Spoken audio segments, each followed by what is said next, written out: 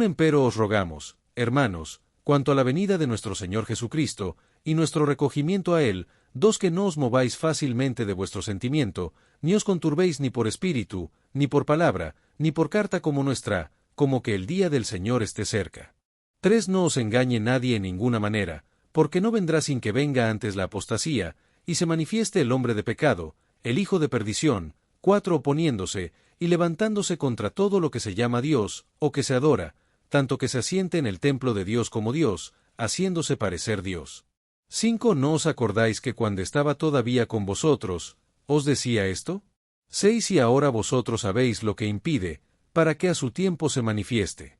7. Porque ya está obrando el misterio de iniquidad, solamente espera hasta que sea quitado de en medio el que ahora impide. 8. Y entonces será manifestado aquel inicuo, al cual el Señor matará con el espíritu de su boca, y destruirá con el resplandor de su venida. 9. A aquel inicuo, cuyo advenimiento es según operación de Satanás, con grande potencia, y señales, y milagros mentirosos. 10. Y con todo engaño de iniquidad en los que perecen, por cuanto no recibieron el amor de la verdad para ser salvos.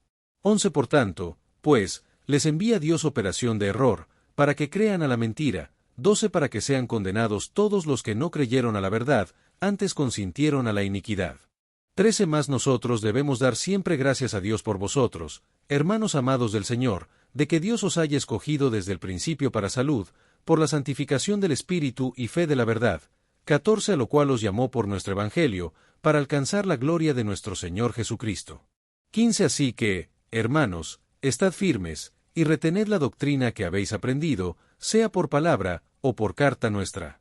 16. Y el mismo Señor nuestro Jesucristo, y Dios y Padre nuestro, el cual nos amó, y nos dio consolación eterna, y buena esperanza por gracia. 17. Consuele vuestros corazones, y os confirme en toda buena palabra y obra. 2 Tesalonians capítulo 2. La segunda carta a los tesalonicenses capítulo 2. Introducción a la segunda carta a los tesalonicenses. En la segunda carta a los tesalonicenses, específicamente el capítulo 2, aborda temas fundamentales como la segunda venida de Cristo, la apostasía, el hombre de pecado y la importancia de mantenerse firmes en la fe. Y su objetivo es aclarar malentendidos sobre la segunda venida de Cristo que estaban causando ansiedad y abandono de responsabilidades cotidianas entre los creyentes. El apóstol Pablo escribió esta carta a la iglesia de Tesalónica, una comunidad cristiana que enfrentaba persecuciones y confusión doctrinal, aproximadamente en el año 51 a 52 DC, durante su segundo viaje misionero, con el propósito principal de aclarar malentendidos sobre la segunda venida de Cristo. En los temas centrales del capítulo 2 incluyen la segunda venida de Cristo, la apostasía, la manifestación del hombre de pecado, y exhortaciones a mantenerse firmes en la fe y las enseñanzas recibidas, y Pablo ofrece consuelo y esperanza a los creyentes en medio de sus tribulaciones.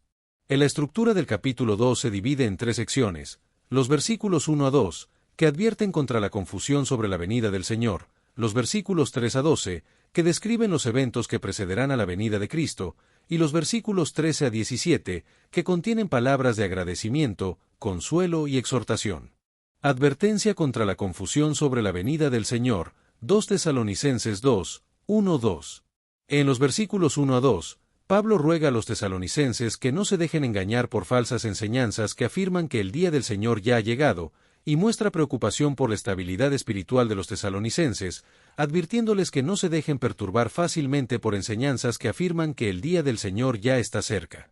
En la carta sigue siendo una fuente de instrucción y consuelo para los creyentes de todas las épocas, y su contenido sigue siendo relevante en la actualidad, ofreciendo enseñanzas valiosas sobre la fe, la perseverancia y la esperanza en medio de las tribulaciones. En la sección de la carta a los tesalonicenses aborda las fuentes de confusión que podrían estar afectando a la comunidad cristiana, las cuales Pablo identifica como supuestas revelaciones espirituales, enseñanzas orales erróneas y cartas falsamente atribuidas a él. El recogimiento y las fuentes de confusión, 2 Tesalonicenses 2, 1-2. El concepto de recogimiento se refiere a la reunión de los creyentes con Cristo en su segunda venida, lo que representaba una esperanza fundamental para los primeros cristianos, especialmente para aquellos que enfrentaban persecución, y se relaciona con el arrebatamiento de los creyentes mencionado en 1 Tesalonicenses 4:17. En los tesalonicenses habían malinterpretado algunas enseñanzas, creyendo que el recogimiento ya había ocurrido o era inminente, lo que causaba ansiedad y abandono de responsabilidades cotidianas. Por lo que Pablo escribe para aclarar y exhortar a los creyentes a no ser movidos fácilmente de su sentimiento y a mantener una estabilidad doctrinal frente a enseñanzas erróneas. Pablo advierte a los creyentes sobre tres fuentes de confusión: por espíritu, que se refiere a supuestas revelaciones espirituales o profecías; por palabra, que hace referencia a enseñanzas orales o predicaciones erróneas; y por carta como nuestra, que sugiere que circulaban cartas falsamente atribuidas a él o interpretaciones incorrectas de sus escritos auténticos. La apostasía y el hombre de pecado, 2 Tesalonicenses 2, 3-12. En el versículo 3, Pablo establece claramente que la venida del Señor no ocurrirá hasta que se produzca la apostasía, que se refiere a un gran abandono de la fe o rebelión contra Dios, y que los creyentes no deben ser engañados por ninguna enseñanza que sugiera lo contrario, sino que deben mantener su fe y estabilidad doctrinal hasta la segunda venida de Cristo. En la enseñanza sobre el día del Señor contradice directamente la idea de que el día del Señor ya había llegado o era inminente, y en este contexto se introduce el concepto de apostasía, que representa un abandono deliberado de la fe previamente profesada. La apostasía, en términos bíblicos, se refiere a un rechazo consciente de la verdad conocida, y no simplemente a dudas o luchas espirituales, y en el contexto histórico del primer siglo, los creyentes enfrentaban presiones para renunciar a su fe debido a la persecución romana o a influencias judaizantes. La advertencia sobre la apostasía sigue siendo relevante para los creyentes contemporáneos, recordándonos la importancia de permanecer fieles a la verdad bíblica frente a presiones culturales y enseñanzas falsas, y los teólogos han interpretado esta apostasía de diversas maneras a lo largo de la historia. Pablo introduce la figura enigmática del hombre de pecado y el hijo de perdición, que representa la encarnación de la rebelión contra Dios y será manifestada antes de la segunda venida de Cristo, y esta figura se caracteriza por oponerse a Dios y exaltarse a sí mismo por encima de todo lo que se llama Dios. La expresión hijo de perdición es un hebraísmo que indica que esta persona está destinada a la destrucción, y este título sugiere que la maldad de esta figura no es accidental sino intrínseca a su carácter, y representa la oposición deliberada y consciente a Dios y a su plan, llevada a su máxima expresión. El destino final del hombre de pecado es la destrucción completa o ruina, y según el versículo 8, este individuo será destruido por el Señor con el espíritu de su boca y con el resplandor de su venida, y en el versículo 4 se describe la blasfema exaltación del hombre de pecado, que se asienta en el templo de Dios como Dios, haciéndose parecer Dios. En la figura del hombre de pecado no solo rechaza a Dios, sino que también se opone activamente a todo lo relacionado con la divinidad y la adoración verdadera, buscando usurpar el lugar de Dios y ser adorado como Él, reflejando la tentación original de ser como Dios que se encuentra en Génesis 3:5. El templo de Dios puede ser interpretado de tres maneras: como un futuro templo físico en Jerusalén que será profanado por el hombre de pecado, como la iglesia que será infiltrada y corrompida, o como un símbolo del lugar de adoración en general, representando la usurpación de la adoración que pertenece solo a Dios. La acción de sentarse en el templo de Dios haciéndose parecer Dios representa la blasfemia suprema y es la culminación de la rebelión humana contra el Creador, y esta figura no solo se exalta a sí misma, sino que también deliberadamente engaña a otros para que la adoren como si fuera Dios. A lo largo de la historia, varios gobernantes han buscado deificación, y estos pueden verse como precursores del hombre de pecado, y para muchos intérpretes, esta descripción apunta a un cumplimiento escatológico final en la figura del Anticristo, quien representará la oposición definitiva a Dios antes del regreso de Cristo. Recordatorio de la enseñanza previa, 2 Tesalonicenses 2, 5-7. Pablo recuerda a los tesalonicenses que ya les había instruido sobre estos temas durante su estancia con ellos, y destaca la importancia de recordar y retener las enseñanzas apostólicas, ya que la memoria de la instrucción previa debería haber protegido a los tesalonicenses de la confusión actual. Durante su ministerio en Tesalónica, Pablo estableció fundamentos doctrinales sólidos, incluyendo enseñanzas sobre eventos escatológicos, y transmitió un cuerpo de enseñanza que los creyentes debían recordar y preservar fielmente, lo que se conoce como paradosis o tradición. Del ministerio de Pablo se caracteriza por la interacción entre la enseñanza oral y escrita, donde sus cartas complementan, clarifican o recuerdan enseñanzas que ya había impartido oralmente durante su presencia física. El poder restrictivo y el misterio de iniquidad, 2 Tesalonicenses 2, 6-7. En los versículos 6 a 7, se menciona el poder restrictivo que impide la manifestación del hombre de pecado, y se sugiere que los tesalonicenses ya sabían a qué se refería Pablo, aunque no se identifica explícitamente este poder. El misterio de iniquidad ya está operando en el mundo, lo que se refiere a la operación oculta pero real de las fuerzas del mal, que tiene su origen en la rebelión original contra Dios y está actualmente operando en el mundo, aunque de manera restringida. Hay varias interpretaciones del poder restrictivo, incluyendo el Imperio Romano, el Espíritu Santo, la proclamación del Evangelio y la autoridad gubernamental, cada una con sus propias implicaciones y conexiones con la misión evangelizadora de la Iglesia. El misterio de iniquidad se caracteriza por su manifestación final en el hombre de pecado, su crecimiento progresivo en intensidad, su presencia actual en el mundo y su origen espiritual en la rebelión satánica. La destrucción del inicuo, 2 Tesalonicenses 2:8. Finalmente, en el versículo 8, se menciona la destrucción del inicuo, donde una vez removido el poder restrictivo, el hombre de pecado será plenamente revelado, lo que marca el cumplimiento de la profecía de Pablo sobre la manifestación del mal en el mundo. En la manifestación de Cristo será evidente y reconocible, y su destrucción del inicuo se llevará a cabo de dos maneras: por el espíritu de su boca, que se refiere a la palabra o decreto de Cristo, y por el resplandor de su venida, que se refiere a la manifestación gloriosa de Cristo en su regreso. La palabra divina tiene un poder penetrante y decisivo contra toda falsedad y maldad, y se compara con una espada y con fuego, enfatizando su poder purificador y consumidor, y también se presenta como un poder creativo que creó el universo y destruirá al inicuo. El resplandor de la venida de Cristo es una manifestación visible y gloriosa que contiene poder divino, y su mera presencia será suficiente para destruir al inicuo, sin necesidad de un conflicto prolongado, lo que representa la victoria definitiva del bien sobre el mal y la vindicación pública de la fidelidad de Dios y de aquellos que permanecieron fieles. El engaño del inicuo, 2 Tesalonicenses 2, 9-12. El inicuo, cuyo advenimiento es según operación de Satanás, realizará grandes potencias, señales y milagros mentirosos, diseñados para engañar a las personas y alejarlas de la verdad divina, y su destrucción por parte de Cristo será un acto de justicia y de victoria sobre el mal. En la naturaleza del engaño del inicuo es tal que sus milagros mentirosos no son necesariamente ilusiones sin poder real, sino que tienen un poder real pero falso, diseñado para engañar a las personas y llevarlas a la condenación. En la sección describe la naturaleza de los milagros engañosos que pueden involucrar poder sobrenatural genuino pero de origen satánico, y que son herramientas de seducción espiritual diseñadas para desviar a las personas de la verdadera adoración a Dios. Estos milagros representan un intento de imitar las señales divinas, y su propósito es engañar a las personas para que acepten falsas enseñanzas y adoren al inicuo, por lo que los creyentes deben estar advertidos para no juzgar la verdad simplemente por manifestaciones sobrenaturales. La expresión con todo engaño de iniquidad indica una estrategia completa y multifacética de engaño que abarca todos los métodos posibles para alejar a las personas de la verdad y que afecta a aquellos que están en camino a la destrucción espiritual debido a su rechazo de la verdad divina.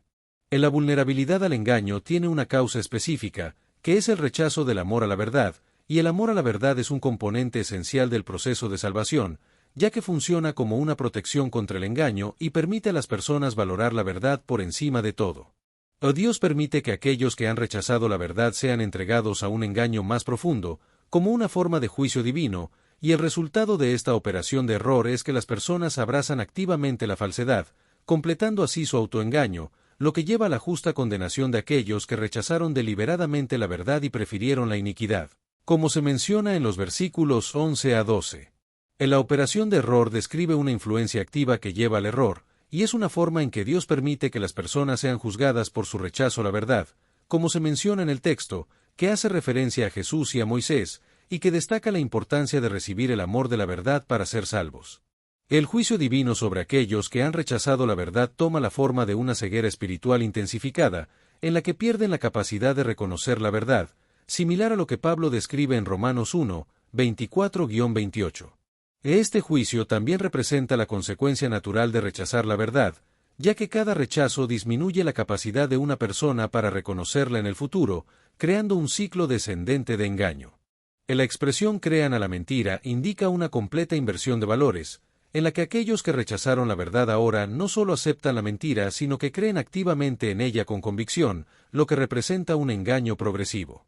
El proceso de creer en la mentira es similar al descrito en Romanos 1, 21-25, donde aquellos que rechazan a Dios eventualmente cambiaron la verdad de Dios por la mentira y adoran a la creación en lugar del Creador. En la condenación de aquellos que no creyeron a la verdad es el justo juicio de Dios sobre aquellos que han rechazado persistentemente su verdad, y no es arbitraria sino basada en un rechazo deliberado y una preferencia activa por el mal sobre el bien. Acción de gracias por la elección y exhortación a la firmeza, 2 Tesalonicenses 2, 13-17.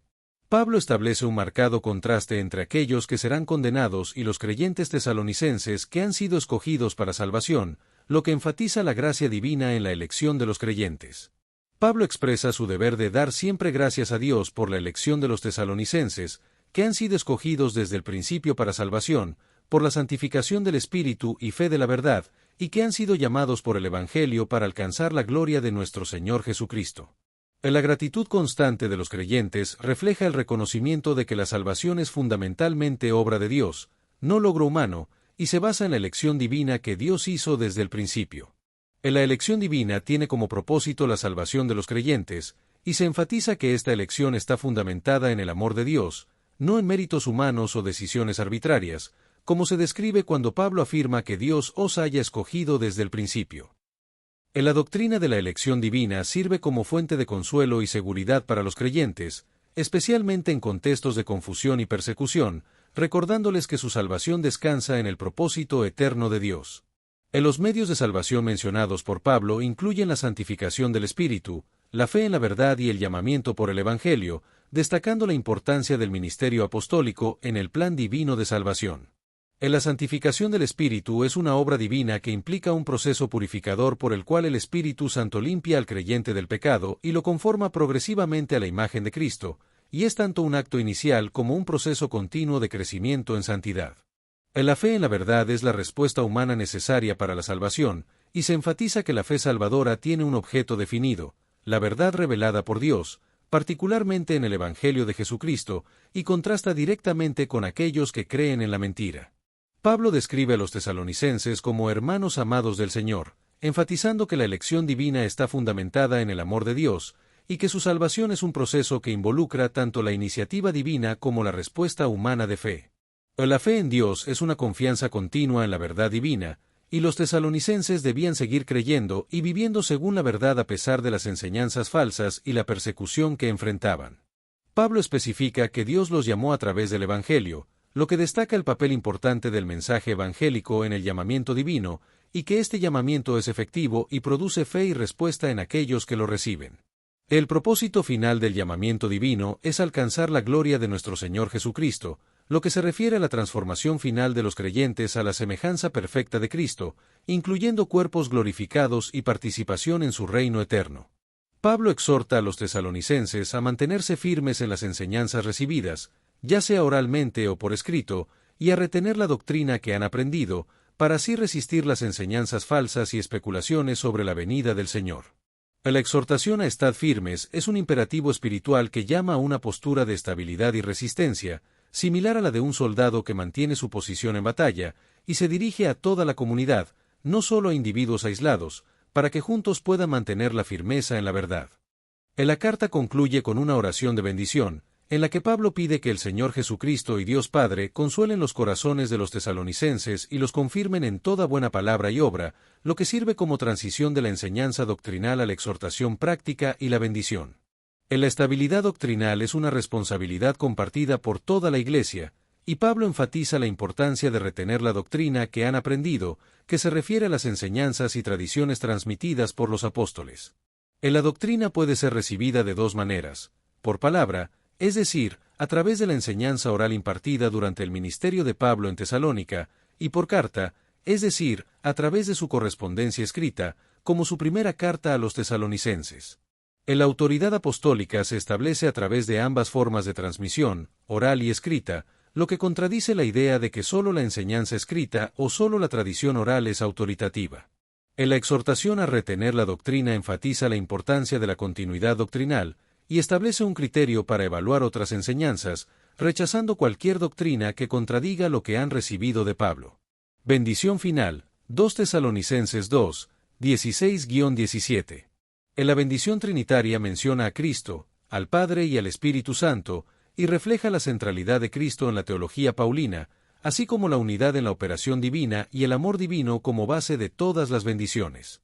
En la consolación eterna es presentada como un don divino ya otorgado a los creyentes, y es descrita como eterna, indicando que no es temporal o transitoria, y es el resultado del amor divino que se manifestó supremamente en la obra redentora de Cristo.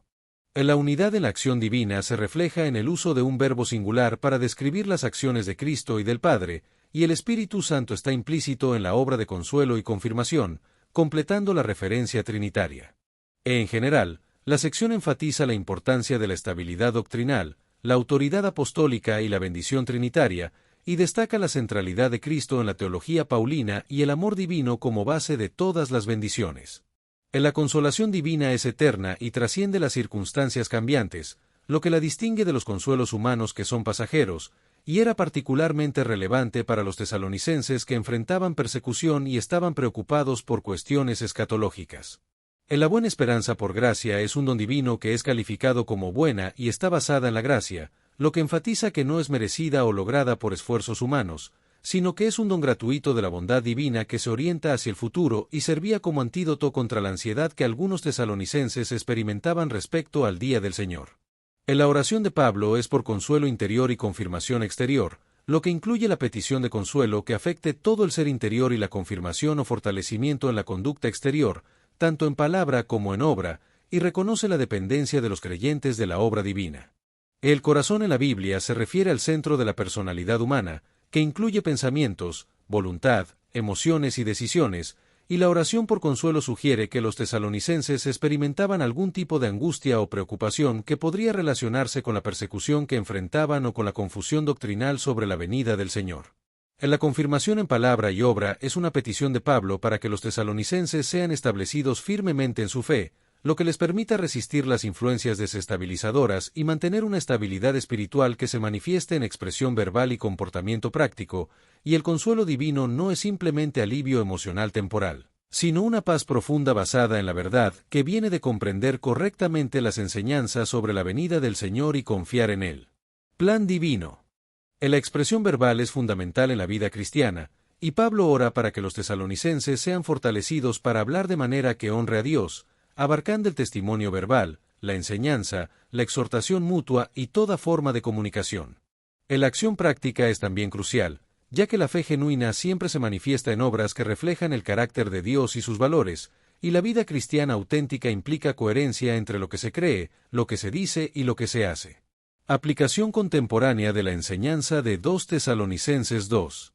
En el contexto contemporáneo, es importante cultivar el discernimiento espiritual y evaluar todas las enseñanzas a la luz de la Escritura, ya que la advertencia de Pablo sobre el engaño y los milagros mentirosos sigue siendo relevante en una era de desinformación y falsas enseñanzas religiosas.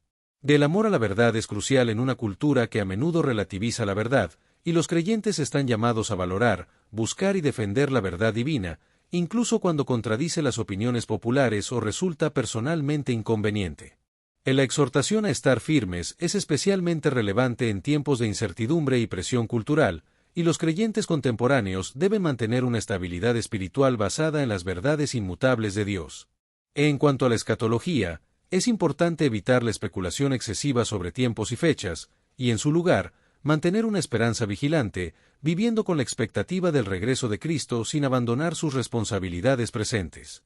La preparación espiritual es más importante que la predicción, y los creyentes deben enfocarse en vivir fielmente, sabiendo que el regreso de Cristo puede ocurrir en cualquier momento.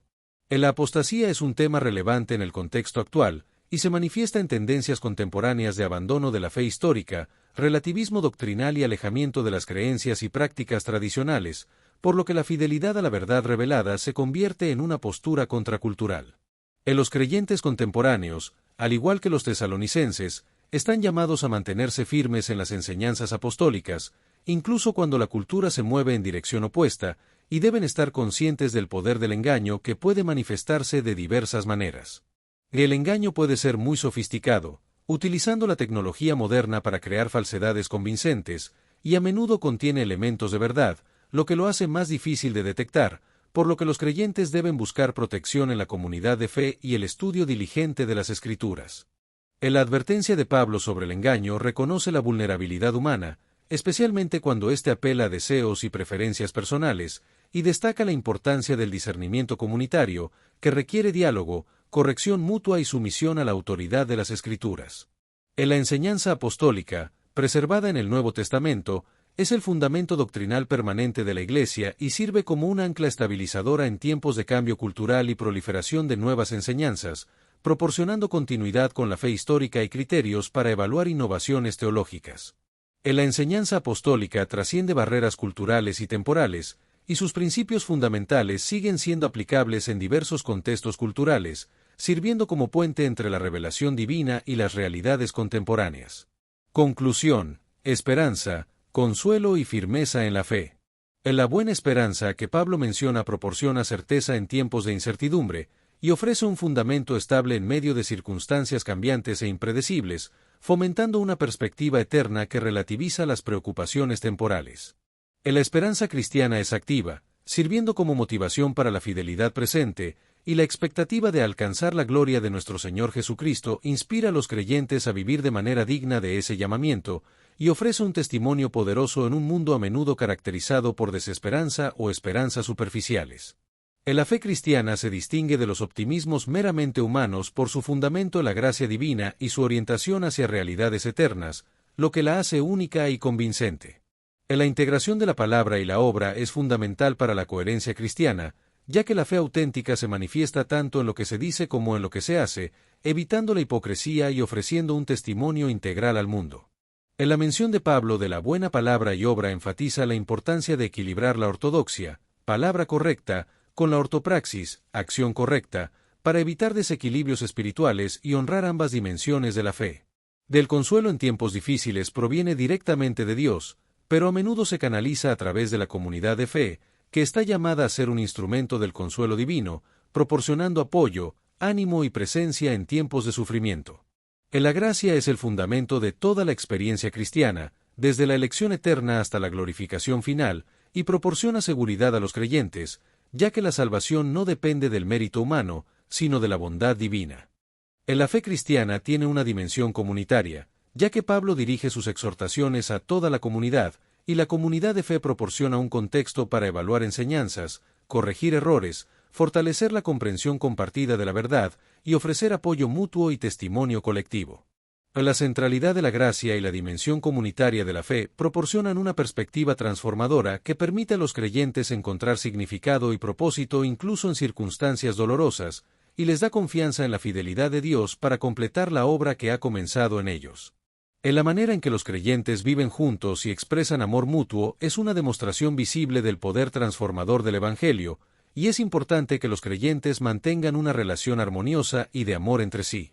El misterio de iniquidad que Pablo menciona en su carta a los tesalonicenses sigue operando en el mundo contemporáneo, manifestándose en sistemas de pensamiento, estructuras sociales y comportamientos que se oponen a los valores y propósitos divinos, y es restringido por factores providenciales que limitan la manifestación plena del mal en el mundo. En la realidad de este misterio operante llama a los creyentes a mantener una vigilancia espiritual constante, reconociendo las manifestaciones del mal y resistiéndolas a través de la verdad, la justicia y el poder del Espíritu, y a perseverar con esperanza incluso en circunstancias desalentadoras. La enseñanza de Pablo sobre eventos escatológicos sitúa la historia humana dentro de un propósito divino más amplio, y los acontecimientos actuales, por desconcertantes que parezcan, no son aleatorios sino parte de un plan que culminará en la manifestación gloriosa de Cristo. La perspectiva eterna de Pablo relativiza las preocupaciones presentes y motiva la fidelidad presente, ya que los creyentes pueden perseverar con esperanza sabiendo que la historia avanza hacia la victoria final de Cristo. El mensaje central de Pablo es que los creyentes deben mantenerse firmes en la verdad revelada, resistir el engaño, y vivir con esperanza en la promesa del regreso de Cristo, y que la buena esperanza y consolación eterna que Dios ha dado a sus hijos permanecen como recursos inagotables para enfrentar los desafíos presentes. Los creyentes pueden perseverar con fidelidad, sabiendo que el Señor mismo los confirmará en toda buena palabra y obra hasta el día de su gloriosa manifestación, y que están arraigados en la gracia divina y fortalecidos por el Espíritu. Destellos, disfruta la vida, mantente bella por dentro y por fuera y nutre una mente sana. Corazón brillante. Si te gustó este video, suscríbete para recibir más contenido como este, o no olvides suscribirte para no perderte ningún video. Salud y vida @lavida2025